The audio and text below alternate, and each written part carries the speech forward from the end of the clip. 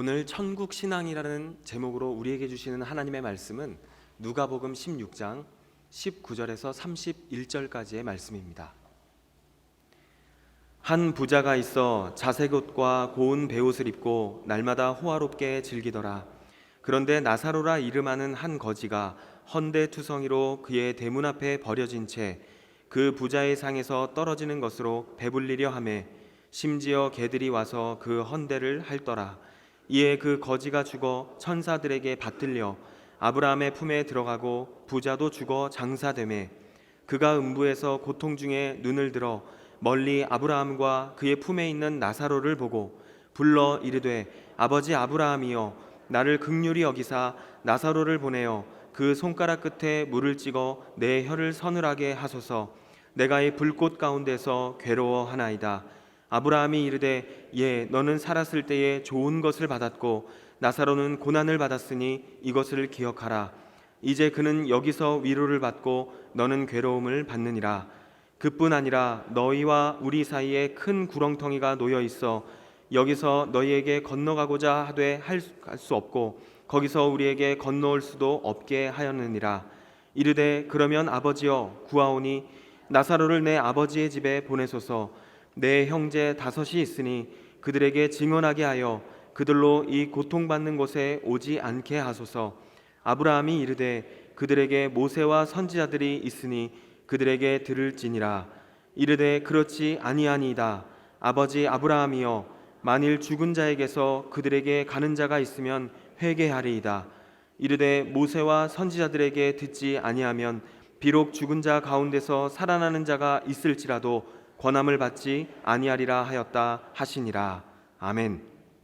오늘 설교 제목이 천국 신앙입니다. 며칠 전에 뉴스에 보니까 세계에서 가장 오래 살고 있는 남자의 수명이 몇 살이냐니까 푸에르토리코에 사는 사람인데 112살이라 그랬습니다. 여자분들은 훨씬 더 오래 사는 분이 있죠. 근데 남자로서 가장 오래 사는 사람이 112살. 그런데 그분에게 묻기를 당신이 이렇게 오래 사는 비결이 어디 있느냐 그렇게 이야기하니까 행복한 부부생활, 첫 번째가 행복한 부부생활, 그리고 두 번째 화를 내지 않는데요. 당연히 어떤 일이 있을 때도 화내서 스트레스 받지 않는다 그래요. 이 두 가지가 자기가 여기까지 살았는 것 같다 이렇게 이야기해요.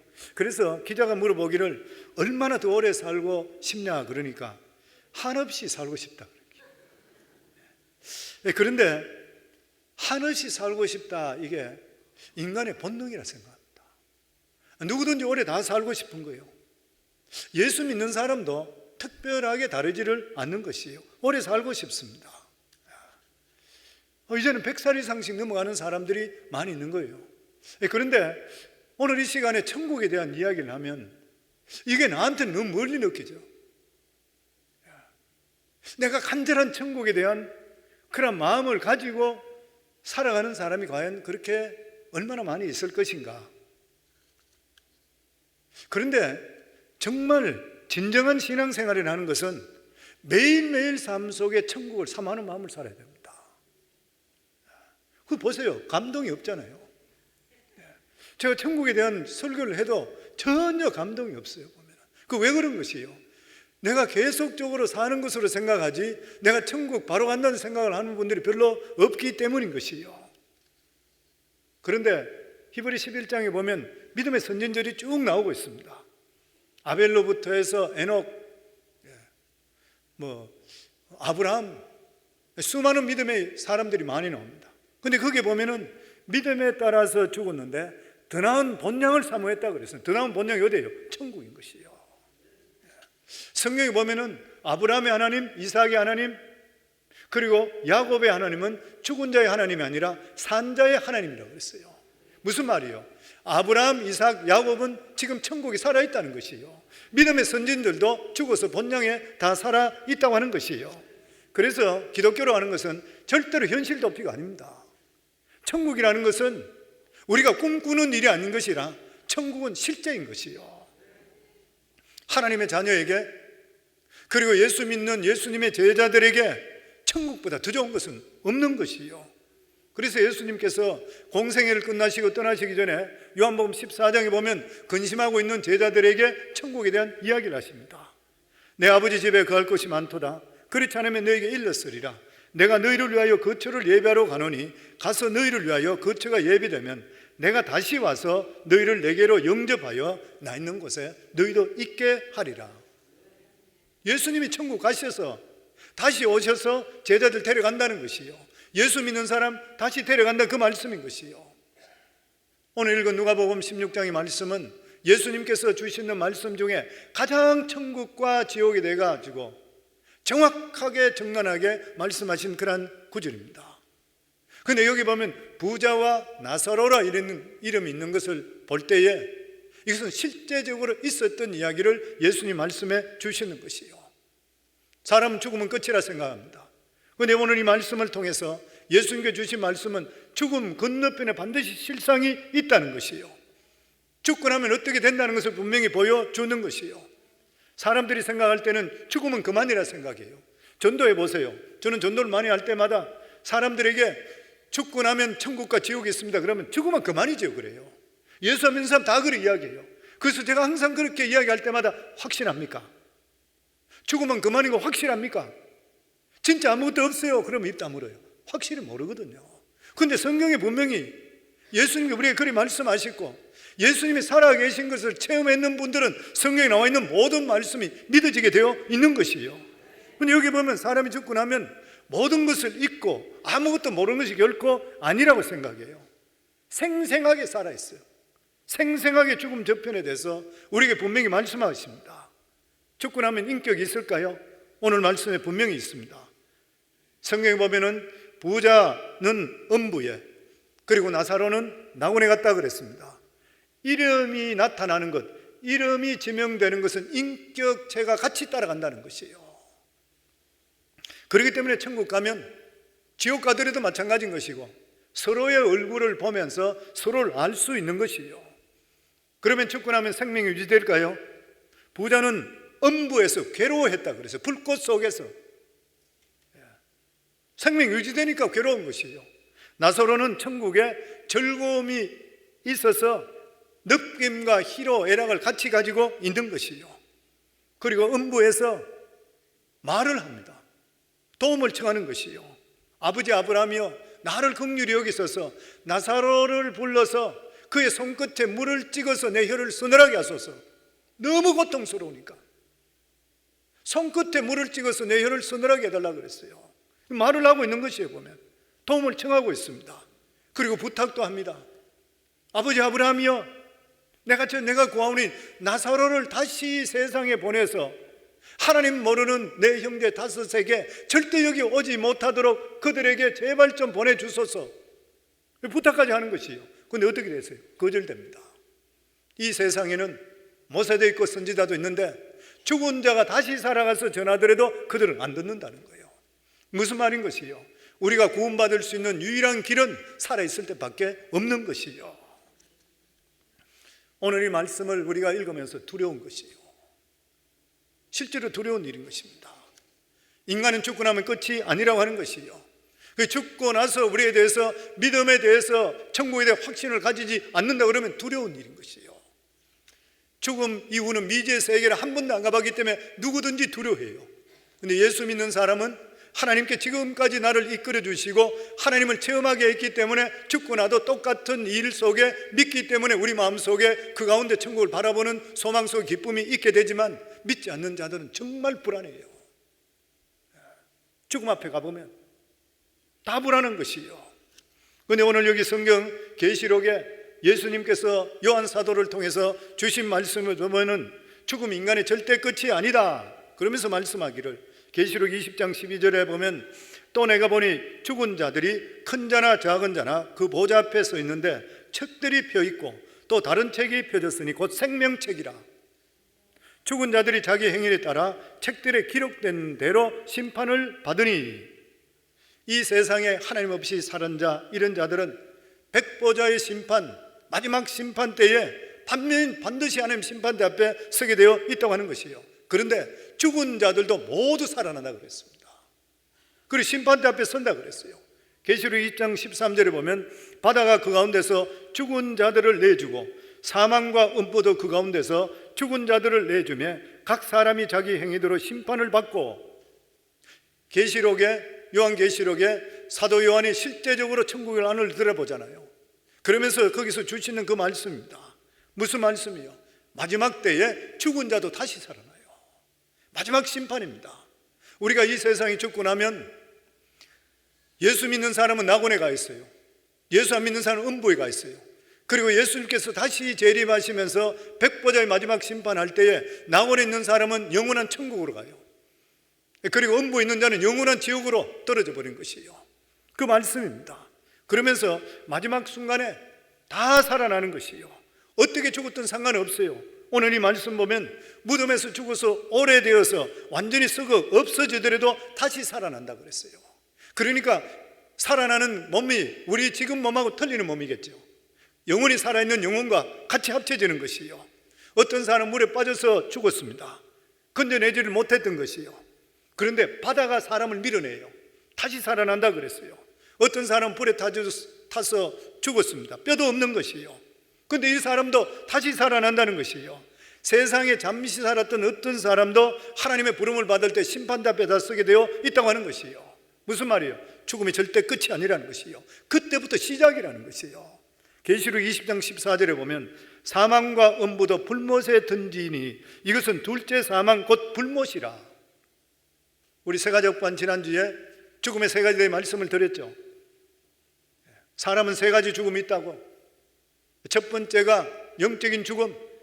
우리 인생은 죄를 지으며 태어남을 통해서 우리 영혼이 죽었기 때문에 영적인 죽음.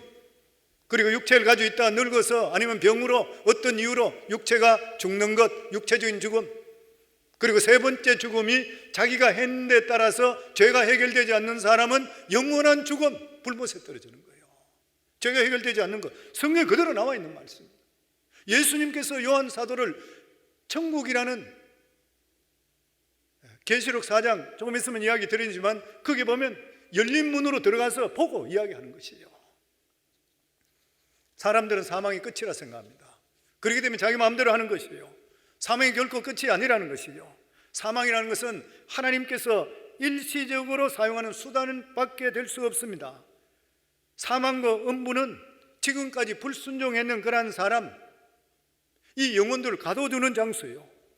그런데 인류의 역사가 끝나는 그 순간에 하나님은 사망과 음부도 버리신다 그랬어요. 더 이상 없어져 버리는 것이에요. 그러면 다시 사망이 없고 모든 사람이 다 살아나게 됐어요. 그리고 이 세상 살아가면서 하나님의 영광을 구하지 않고 자기 욕심대로 살았던 사람 영원한 불못에 던져준다 그랬어요. 그리고 하나님 없이 산 사람의 심판 기준이 있습니다. 그것이 뭐냐면 행위를 기록한 책들이라 그랬습니다. 책들이 있으니, 계시록 20장 12절부터 보면 또 내가 보니 죽은 자들이 큰 자나 작은 자나 그 보좌 앞에 서 있는데 책들이 펴 있고 또 다른 책들이 펴졌으니 곧 생명책이라. 죽은 자들이 자기 행위를 따라 책들에 기록된 대로 심판을 받으니 누구든지 생명책에 기록되지 못한 자는 불못에 던지더라. 누구든지 생명책에 기록되지 않으면 불못에 던진다. 심판받는 사람들은 그 행위가 기록된 책이 있는 것이에요. 절대 변명할 수가 없어요. 다 기록되어 있는 것이에요. 보면 우리의 살아가면서 더럽고 초악한 죄악들이 겉은 멀쩡하게 거룩하게 보일지 모르지만 속이 골만 것 다 기록되어 있다는 것이에요. 내가 어떤 생각을 하고 어떤 행위를 했는 것, 이런 것들이 다 기록된다는 것이에요. 끔찍스러운 일이잖아요. 저는 가끔 예수 믿기 전에 했던 것, 술도 마시고 마음대로 하고 이렇게 살았던 그런 것들을 돌이켜 가만히 생각이 갑자기 나요. 안 잊어버리죠. 가끔 생각들이 나. 그런 것들을 생각하는 것들은 지금 생각하면 끔찍스러워. 내 자신이 이렇구나, 좋아하구나, 내 자신이 이렇게 그렇구나, 이런 생각을 할 때가 참으로 많이 있는 것이에요. 그런데 천국에 가게 되면 다 나타난다는 것이에요. 인간은 그럴듯한 껍질 속에, 내 속에 초악한 죄가 없는 사람이 아무도 없는 것이에요. 우리가 회개되는 이유가 그렇습니다. 내 살아가는 삶 속에 그리스도의 보혈의 피로 말미암아 죄 씻음 받지 않는 그런 사람들, 그 모든 죄는 세상에 다 공포된다고 하는 것이에요. 그런데 이렇게 죄에 대한 기록된 것 외에 다른 책이 있다 그랬습니다. 그 책이 뭐냐면 구원받은 자들의 이름이 기록된 생명책이라고 하는 것이요. 모세도 이런 책이 있다는 것을 알았던 것이요. 그러니까 모세가 이스라엘 백성들이 하나님을 반역했을 때 그가 이렇게 하나님께 기도합니다. 하나님, 내 이름을 생명책에서 빼주소서. 그 대신에 이 사람들을 구원해 주소서. 하나님께 간구했던 것이요. 예수님께서도 제자들을 전도하라고 내보낸 후에 제자들이 나가서 귀신을 쫓아내고 사람들의 병을 고치고 이렇게 돌아왔을 때 예수님께 제자들이 하신 말씀이 귀신들이 너희들이 쫓아냈을 때 쫓겨간 것 이런 것으로 기뻐하지 말고 너희의 이름이 하늘나라에 기록된 것을 기뻐하라 그랬어요. 생명책이 무엇인 것이요? 구원받은 자들의 이름이 기록된 것이요. 시편 103편 12절에 보면 동이서에서 먼 것 같이 우리 모든 죄과를 우리에게서 멀리 옮겼었느니라. 누구 때문에? 예수 그리스도의 보혈의 공로 때문인 것이요. 오늘 이 시간에 예수 그리스도의 보혈의 공로, 예수님께 나를 위해서 죽으신 것, 십자가에 못 박혀 죽으신 것, 내 죄 때문에 믿는 자들마다 내 죄가 동에서와 문과 같이 하나님께서 옮기시고 우리 이름의 생명력에 기록된 것을 믿으시는 분은 아멘 하시기 바랍니다. 성도님, 얼마나 기쁜 일이요. 마지막 순간에 가보세요. 마지막 순간에 어떤 경우를 당해서 내가 죽게 되었다 할 때에 내 이름이 생명록에 기록된 것만큼 더 귀한 일이 있어요? 천만금을 버리고 뭐해요? 세상에 대통령이 돼보면 뭐예요? 왕이 돼보면 뭐예요?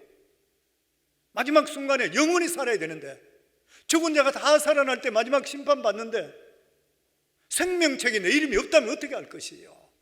그래서 성도님, 우리가 예수 믿고 구원받은 것은 이 세상에 어떤 것도 비교할 수 없는 은혜 중에 은혜요, 복 중에 복인 것이요. 이거 하나만 생각하더라도 감격하며 살아갈 수가 있어야 되는 것이요. 천국은 어떤 곳입니까? 얼마 전에 어떤 분 간증을 들으니까 그런 간증을 해요. 이분은 뇌사 상태에 빠졌어요. 뇌사 상태에 빠졌는데 뇌사 상태에 빠져서 수개월 만에 다시 살아나는, 이제는 몸이 거의 완쾌돼 가는 과정이 있어요. 아직도 병원에 있는 사람이요. 완쾌돼 가는 거 있어요. 근데 그분이 그렇게 이야기해요. 교회에 자기 부인 따라가서 27년 동안 교회 다녔대요. 그런데 자기는 그냥 예수 믿으면 구원받는 거라 이 정도만 생각했지 실제로 천국에 대한 소망이나 믿음은 저 가진 것이 없었대요. 이 사람 완전히 절망적이고 뇌사 상태고 의사들도 안 된다 그러고 그냥 때가 되면은 이제 생명보조장치 빼면 끝나는 것이에요. 그런데 이 부인이 믿음이 좋은 사람이에요. 교회 목사님 모시고 와서 전심으로 기도하고 전 교회가 중보기 들어가요. 이 사람이 위해서. 근데 수개월이 지났는데 이 사람이 환상 속에서 이 환자가 기도 소리를 듣기 시작합니다. 기도 소리가 막 들리더래요. 기도 소리가 들리면서 자기가 어떤 천사의 이끌림을 받으면서 지옥과 천국을 들여다만 봐요. 들어가지는 못하고 어떤 모습이 들여다보는 거예요. 지옥에 보니까 세상에 많이 알려진 사람, 돈 많은 사람, 이런 사람 이름 누구라는 거 붙어 있는데 앞모양은 그 사람인데 뒷모양은 사탄이더래요. 그리고 또 천국의 그 모습을 보이는데 너무 황홀하더래. 그러니까 부인이 나중에 깨어나고 나서 이야기가 천국에서 어떻게 천국에 그렇게 봤는데 오고 싶더냐 그러니까 내가 만약 천국 문에 정식으로 들어갔다 그러면 나는 안 들어온다 그러더래요. 그렇게 아름다웠었다 그래요. 사람들마다 천국 갔다 오는 사람 여러 가지 이야기들이 많이 있습니다. 그런데 이런 말 저런 말이 다 있다 하더라도 성경에 기록된 것을 믿으셔야 돼요. 계시록 21장 4절에 보면 천국이 어떠냐면 모든 눈물을 그 눈에서 닦아주시니 천국은 눈물이 없는 것입니다. 다시는 사망이 없고 죽음이 없는 것이에요. 애통하는 것이나 곡하는 것이나 아픈 것이 없다 그랬어요. 천국이 어떤 것이냐고요? 눈물이 없고 사망이 없고 애통하는 것이나 곡하는 것이나 아픈 것이 다시는 없다. 성도님들 질병에 걸려서 진짜 아파하는 사람 보셨어요? 저는 목회하면서 말기암에 걸린 분들 많이 봅니다. 실제로 그런 분들 장례식도 치러준 분이 많이 있고, 근데 마지막 말기암에 걸려서 있을 때 몰핀도 듣지 않고 고통 속에서 괴로워하는 거 보면 너무 가슴 아파요. 더더욱이나 믿지 않는 사람은 소망이 없기 때문에 그 고통들은 말로 할 수 없어요. 그런데 천국은 어떤 것이냐? 아픔이 없다 그래요. 이러한 아픔, 고통 있는 사람이 아픔이 없다 그러면 얼마나 좋겠어요. 그 장소가 천국이라는 것이요. 사망도 없고 애통하는 것도 없다고 하는 것이요. 다시 말하면 천국이 인생의 완전한 해답입니다. 천국 이상은 인생의 완전한 해답이 있는 것이 없는 것이요. 철학이나 신학이나 인생의 잡다한 모든 문제에 대한 완전한 해결의 장소가 천국이에요. 그러니까 기쁨만 있는 것이요. 아픔도 없고 그리고 사망도 없는 것이요. 억울한 일도 이런 일도 없는 것이요. 원한을 깨끗이 해결해 주시며 보상해 주시는 것이 천국이라. 천국은 최상의 행복 자체인 것이요. 모든 것들을 해결되고 모든 것을 내려놓고 모든 기쁨이 넘치는 것이 천국인 것이에요. 성경에 보면 이러한 천국을 본 사람이 있습니다. 계시록을 적었던 사도 요한인 것이요. 계시록 4장 1절에 보면 이 일 후에 내가 보니 예수님께서 반모섬에서 사도 요한에게 나타나셔서 소아시아에 있는 7 교회에게 말씀을 전하라, 편지를 적어보내라, 그 말씀하고 나서 이 일 후에 보니 하늘에 열린 문이 있는데, 성도님들 하늘에 열린 문이 있는 거 아세요? 우리가 보는 하늘에 우리가 갈 수 있는 천국 문이 있는 줄 아세요? 열린 문이 있다 그랬어요. 하늘에 문이 있다 그랬어요. 우리가 죽고 나면 사람이 영혼이 육체와 분리되면서 영혼이 가는 길이 따로 있어요. 그게 뭐냐면 열린 문, 하늘의 문 쪽으로 들어가는 것이에요. 죽었다가 깨어난 사람 똑같은 말을 해요. 어느 길을 따라가네. 그게 여기 말씀하는 하늘의 문이에요. 문이 있는데 내가 들은 바 처음에 내게 말하던 나팔 소리 같은 그 음성이 이르러 이리로 올라오라, 이후에 마땅히 일어날 일을 내게 보이리니. 보고 있는데 하늘을 보는데 하늘에 하늘 문이 열리는 거예요. 들어가는 것이, 그걸 보고 있는 거예요. 보고 있으니까 거기서 음성이 들리기를 이리로 올라오라, 올라오라 그래요. 그러면서 올라오면은 앞으로 일어난 일을 내게 보이리니, 그 기록하라는 것이죠. 그러면서 계시록 4장 2절에 보면 내가 곧 성령에 감동되더니 보라, 하늘에 보좌를 베풀었고 그 위에 보좌에 앉으신 이가 있는데, 무슨 말이에요? 성령의 감동을 통해서 자기 몸 전체가 올라갔는지 아니면 자기 몸은 입신 상태가 되고 영혼만 빠져나간 자기 정확히 몰라요. 그러면서 올라가면서 성령께서 함께 하시면 능치 못함이 없는 일이잖아요. 안으로 들어가는 것이에요. 그러면서 그 안에 보는 것입니다. 그 안에 보니까 내가 성령에 감동되었더니 보라, 하늘에 보좌를 베풀었고 그 보좌 위에 앉으신 이가 있는데, 앉으신 이의 모양이 백옥과 흉보석 같고 또 무지개가 있어 보좌에 돌렸는데 그 모양이 녹보석 같더라. 어떤 보좌가 보이는 거예요. 하나님의 보좌인 것이죠. 우리 예수님 앉아있는 보좌인 것이에요. 너무나 아름다운 보좌인 것이에요. 그래서 예수님의 제자들에게 말씀하시기를 나는 너희에게 이르노니 도무지 맹세하지 말지니 하늘로도 하지 말라, 이는 하나님의 보좌입니다. 하나님의 보좌가 계신 것이에요. 사도 바울도 천국 다녀왔습니다. 고린도 후서에 보면 고린도 교인들이 이방적인, 그러니까 율법적인 이러한 예루살렘에 있는 유대인들이 와서 그들에게 우리들이 합법적이고 사도 바울은 아니라, 사도가 아니다, 이런 이야기를 하면서 혼란시켰습니다. 그러면서 아들이 이야기하기를 자기들은 영적 체험도 많이 했다. 그러니까 사도 바울이 그 이야기를 듣고 나서 편지를 적어 보낸 것이에요. 적어 보내 이런 말을 했습니다. 무익하나마, 고린도서 2장 12장 1절로부터 보면 무익하나마 내가 부득불 자랑하노니 주의 환상과 계시를 말하리라.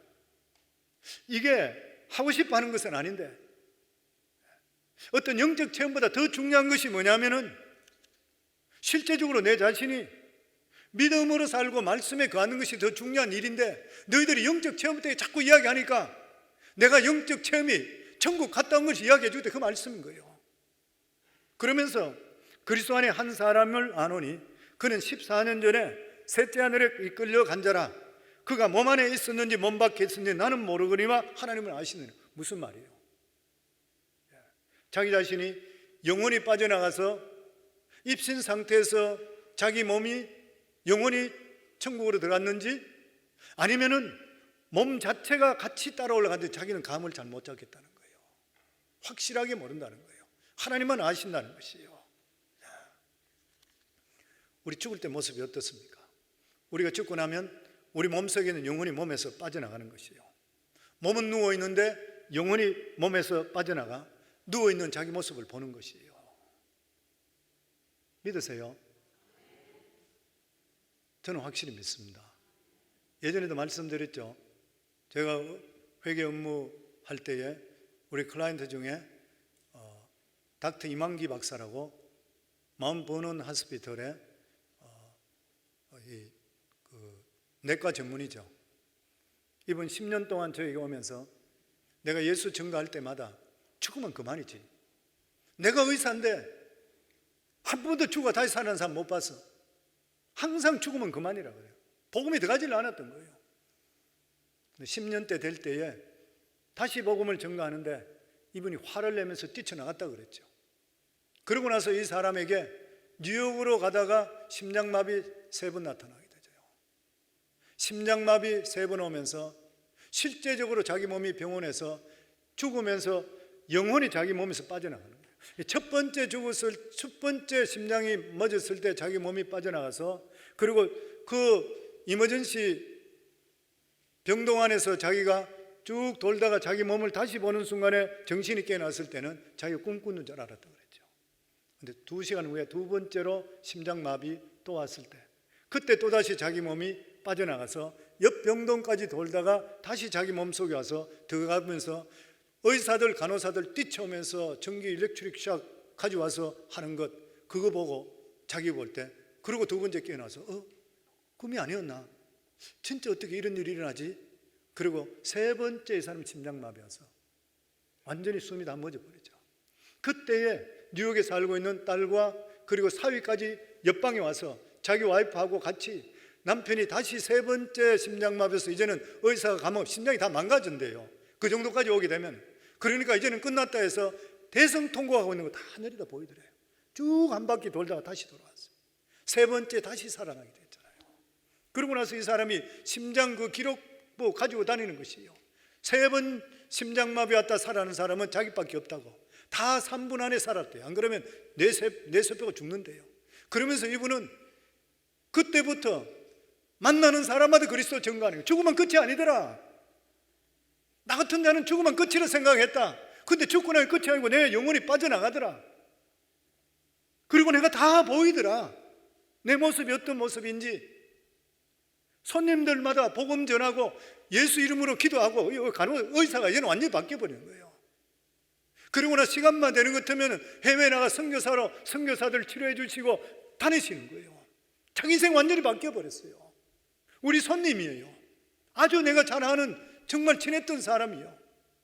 성경에 나오는 이대로 보면은 고린도후서 12장 4절에 보면 그가 낙원으로 이끌려가서 말로 표현할 수 없는 말을 들었으니 사람이 가히 이르지 못할 말이니라. 셋째 하늘로 올라갔대요. 이 사도 바울이 이스라엘 유대인들은 7 하늘이 있다고 믿었습니다. 그런데 셋째 하늘이 어디냐면 낙원이에요. 실제로 그까지 올라갔다 하는 것이에요. 그러니까 사도 바울은 내가 그 당시에 내 몸까지 올라갔는지 아니면 내가 입신에 갔는지 내가 정확히 모르겠다. 그렇지만 내가 천국에 실제적으로 갔다 왔다. 그러니까 사도 바울은 복음을 전하면서 교회들에게 했는 말이 뭐예요? 나는 차라리 죽는 게 좋다. 나는 빨리 가는 게 좋다. 천국을 봤잖아요.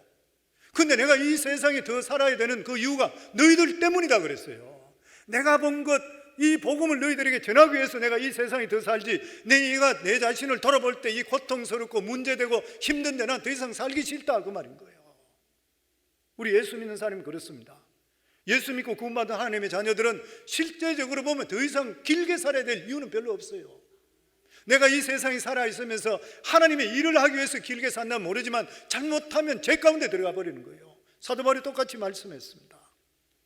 그렇다면 천국이 어떤 곳인 것이요? 천국은 밤낮으로 하나님을 찬양하고 경배하는 것이에요. 할렐루야. 예. 확실히 우리 산부 성도님들이 더 반응이 좋고 믿음이 있는 것 같아요. 예. 천국에 가서 밤낮 찬양하고 경배한다 그러니까 1시간 예배도 지루한데 뭐 이렇게 생각하는 분이 있는 것 같아요.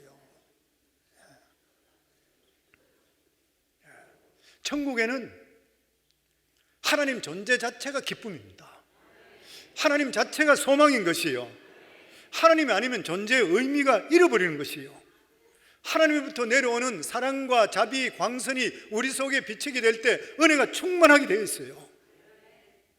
그래서 천국에 가면 하나님께 예배 드리는 것이요, 그게 기쁨이 되는 것입니다. 보면 계시록 7장 9절부터 보면 이 일 후에 내가 보니 각 나라와 족속과 백성과 방언에서 아무도 능히 셀 수 없는 큰 무리가 나와 흰옷을 입고 손에 종려나무를 들고 보좌 앞과 어린 양 앞에 서서 큰 소리로 외쳐 이르되 구원하심이 보좌에 앉으신 우리 하나님과 어린 양에게 있도다 하도다.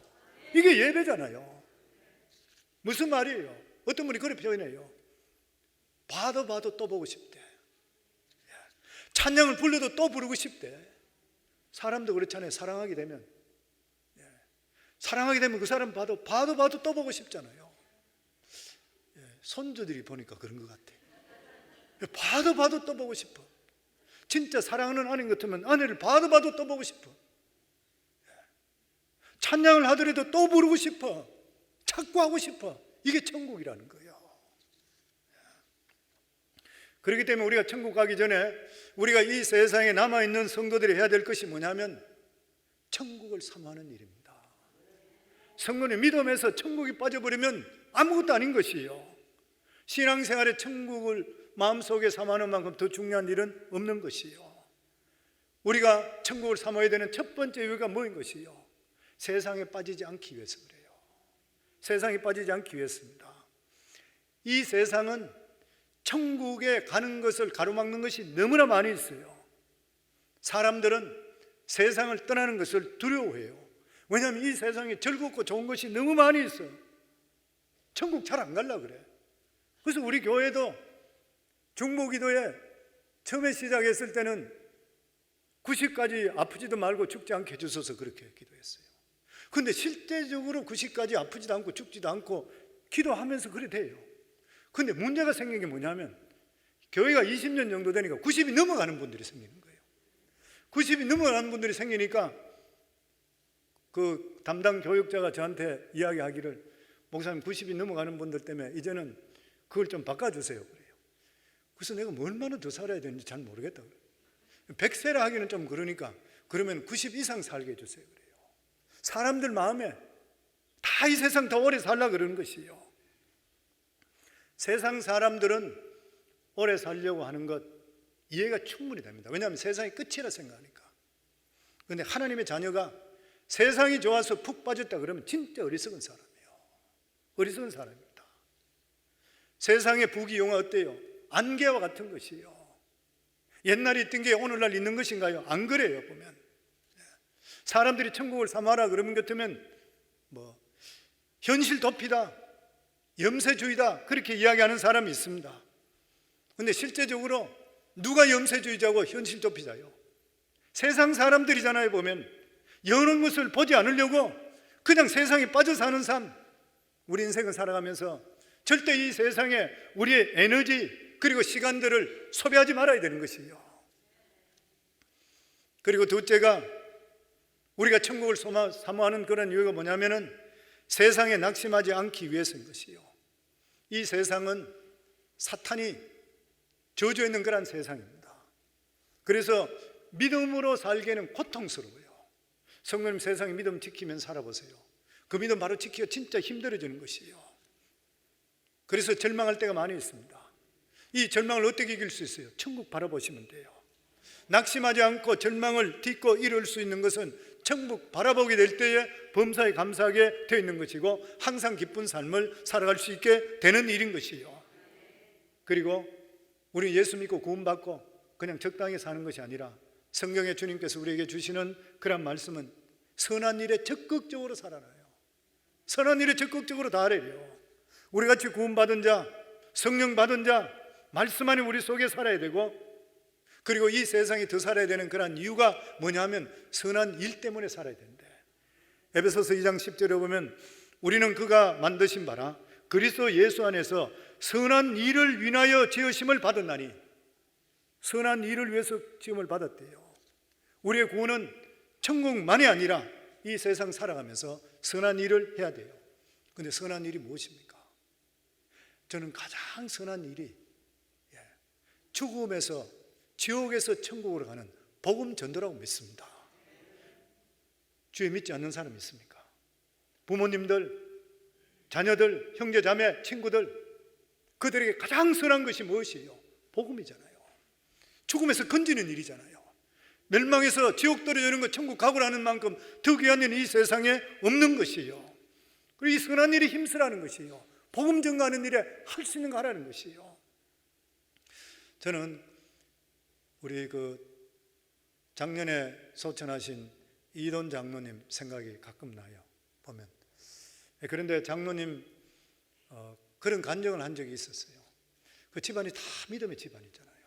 믿음의 집안인데 그 할머니가 이 장로님 어릴 때에 지혜롭게 이 장로님에게 그 성경을 읽혀주기 위해서, 눈이 잘 안 보이니까 네가 성경 좀 대신 읽어주라 그래서 할머니 옆에 가면 계속 성경 들고 할머니 읽어줬대요. 근데 그 읽어주면서 자기도 모르는 사이에 성경을 알게 됐다 그래요. 참 지혜롭죠. 근데 어떤 할머니가 아마 이런 장로님의 그 할머니 같은 분이 있었는가 봐요. 이분은 뜻하지 않게 병이 들어서 병원에 1년 동안을 입원하게 됩니다. 근데 이분은 보통 때는 열렬하게 다니면서 복음 전도를 했어요. 근데 병원에 들어와 있으니까 복음을 전할 수 없게 되는 것이에요. 그러다가 기도하다가 하나님 지혜를 줬습니다. 그래서 아르바이트 학생을 구하는 거예요. 아르바이트 학생을 구하는데 어떻게 하냐면 자기 앞에 앉아서 하루에 3시간에서 4시간 성경 읽어주는 아르바이트예요. 그리고 돈을 페이해줘요. 그러면서 이 학생에게, 대학생에게 쭉 읽다가 복음에 대한 내용이 나오면 잘 안 들린다 그러고 다시 읽으라고요. 7번까지 계속 읽게 했대요. 그런데 그 1년 동안 놀라운 일이 벌어진 것이 1년 동안 아르바이트 했는 학생들 중에 10명이 예수 그리스도 믿게 됐대요. 성도님, 이상 더 선한 일이 있습니까? 복음 전하는 이상 더 선한 일이 있습니까? 사람이 죽으면 영원히 멸망하는데 멸망하지 않게 부르는 것 얼마나 귀한 일인 것이요. 그런데 마귀도 이런 방법을 사용합니다. 사람 마귀가 이야기하는 게 뭐예요? 입으로 하는 거 소용없다, 삶이 본이 돼야 된다. 저도 옛날에 평신도로 있을 때에 그렇게 생각했습니다. 복음 전하는 거 중요하지, 그렇지만 삶으로 보여줘야 되지, 그렇게 생각했어요. 그런데 하나님 성경을 보니까 그게 아니에요. 성도님들, 실제로 내 삶을 보고 복음을 전할 수 있는 게 과연 몇 명 되겠습니까? 내가 예수 믿으면 사람 실족 안 시키는 것에도 감사하지, 진짜 내 삶 속에 사람 보고 내 삶을 보고 복음 안에 들어온 사람 그렇게 많지 않습니다. 그래서 성경 말씀에 보면은 우리들에게 복음을 전가하라 그랬어요. 그리고 내가 살아가는 삶으로 내가 복음을 전가하지, 할 수도 있겠지만 열매가 극히 드문 것이에요. 초대교회 성도들이 삶으로 전도했겠습니까? 아닌 것 같으면 말로 전도했겠습니까? 저는 말로 물론 삶으로 보여줬겠지만 말로 전도했다 생각해요. 생각해 보세요. 삶으로 전도했다 그러면 그 사람들이 왜 예수 믿는다고 사자에게 뜯겨 죽고 그리고 또한 기름물에 튀기겠습니까? 그 사람 직접적으로 말로서 전가하기 시작했어요. 말로서 전가하기 시작하면서 하나님의 놀라운 역사가 나타나요. 왜냐하면 믿음은 들음에서 나기 때문인 것이에요. 그래서 성경 말씀에 보면 전하는 자가 없으면 역사가 없다 그랬습니다. 로마 10장에 보면 그런즉 그들이 믿지 않는 일을 어찌 부르리요? 듣지도 못한 일을 어찌 믿으리요? 전파하는 자가 없이 어찌 들으리요? 보내심을 받지 아니하면 어찌 전파리요? 기록된 바 아름답도다 좋은 소식을 전하는 자들의 발이여 함과 같으니라. 날마다 전파라는 것이요. 믿음은 들음에서 나고 들음은 그리스도의 말씀으로 말미암는다 그랬습니다. 끊임없이 전할 수 있어야 돼요. 또 뿐만 아니라 선하게 산다는 것은 세상의 악에 대해서 선한 싸움을 계속하셔야 돼요. 잘못된 것에 대해서 묵인해서 안 돼요. 그리고 잘못된 데 대해서 동화돼서 안 되는 것이에요. 뿐만 아니라 우리 삶을 통해서 주위 사람들이 복을 받아야 돼요. 우리는 복을 가지고 있잖아요. 예수 그리스도는 복을 우리가 가지고 있는 사람들이에요. 그러면 나를 통해서 주위 사람들이 복을 받아야 돼요. 우리 때문에 복을 받아야 되고 나 때문에 손해보는 사람이 없어야 돼요. 우리 후손들도 믿음으로 키울 수가 있어야 돼요. 그래서 사회 발전에 크게 쓰임받을 수가 있어야 돼요. 고난당하고 고통받는 그러한 사람들에게 그리스도의 사랑으로 도울 수가 있어야 되는 것이요. 사랑하는 성도님들, 예수 믿고 구원받고 나서 얼마나 많은 사람에게 복음을 전할 뿐만 아니라 나를 통해 선한 역사를 일으키고 있습니까? 얼마나 많은 사람들에게 도움을 실제로 주고 있어요. 내 옆에 붙어 있는 사람이 나 때문에 잘 되는 그런 일이 생기고 있습니까? 아니면 손해보고 있습니까? 예수 믿는다 그러면 나 때문에 덕을 봐야 돼요. 그 사람이 나 때문에 덕을 보고 일으킬 수가 있으셔야 돼요. 이게 선한 일이잖아요. 그리고 이런 일을 하는 자에게 하나님께 천국의 상급이 예비되어 있다고 그랬습니다. 계시록 22장 12절에 보면 보라 내가 속히 내가 줄 상이 내게 있어 각 사람에게 그 행한 대로 갚아주리라. 천국을 사모하는 자는 상급이 있다 그래요. 저는 지금까지 목회 20년 동안 하면서 보니까 교회에 충성하는 사람 다 상급이 있더라고요. 기도하는 사람 다 상급이 있더라고요. 죽고 나서 하나님께 기도하는 사람 치고 응답 못 받는 사람 하나도 못 봤어요. 어렵고 힘든 가운데서도 항상 하나님을 먼저 하는 사람, 먼저 예배 중심, 교회 헌신하는 사람, 세월이 지나 보니까 그 사람 다 복을 받아요. 한 사람도 의의 없어요. 내가 담대하게 말씀드릴 수 있어요. 왜 그래요? 하나님 살아계시기 때문에 그래요. 그리고 여기 말씀에도 그래요. 주님께서도 내가 다시 올 때 각 사람에게 행한 대로 갚으리라. 어떤 사람은 복그러면 알레르기 일으켜요. 안 그래요, 성도님들. 예수 그리스도 믿는 것이 복 중에 최고 복이요. 영혼이 잘된 같이 범사에 잘되게 하나님께서 기뻐하셔요. 우리 삶 속에. 그렇지만 이 세상의 어떤 복도 언젠가 주님 앞에 설 때 복과는 비교할 수가 없습니다. 그러니까 로마서 8장 18절에 보면 생각건대 현재의 고난은 장차 우리에게 나타날 영광과 좋게 비교할 수 없도다. 전에 한번 드렸던 말씀이요. 둘로서 선교선이라고 있잖아요. 지금은 배가 바뀌었습니다. 너무 오래됐어요. 그런데 둘로서 선교선에는 선교사들이 그것을 타고 있죠. 그리고 나서 전 세계를 다니면서 항구에 정박하고 거기 있는 선교사들이 나와서 그리고 육지에 들어가서 복음을 전가하고 다시 그 배로 타는 것이에요. 이 어느 토요일입니다. 배에 탔는 선교사가 350명이에요. 필리핀 잠보 안가에서 배에서 내려서 전도 집회를 하고 있는데 회교도 성도 이슬람 신도한 사람 젊은 사람이 수류탄을 거기 던져버렸어요. 수류탄을 던짐을 통해 32명이 부상을 입고 2명이 그 자리에 적사합니다.